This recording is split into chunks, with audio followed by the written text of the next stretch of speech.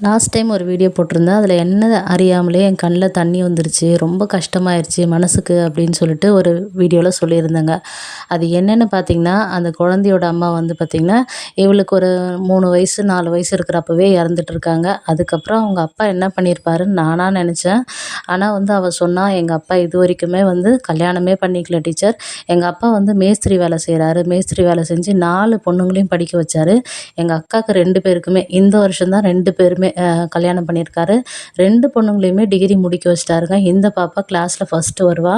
அவ்வளோ சூப்பரா ரொம்ப வந்து பார்த்திங்கன்னா, நல்ல ஒரு திறமையான ஒரு பொண்ணு. இவளுக்கு அடுத்து ஒரு தங்கச்சி இருக்காளாங்க.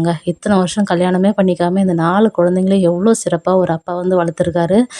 நிஜமாவே இத நினைக்கிறப்ப எனக்கு ரொம்ப நெகிழ்ச்சியா இருந்ததுங்க. இந்த மாதிரியும் வந்து பார்த்திங்கன்னா, ஆண்கள் இருக்காங்களான்னு சொல்லிட்டு. இந்த மாரியும் இருக்காங்க. பெண்களும் இருக்கிற மாதிரி ஆண்களும் தன்னோட வாழ்க்கைய சாக்ரிஃபைஸ் பண்ணிட்டு குழந்தைங்களுக்காக வாழ்றாங்க.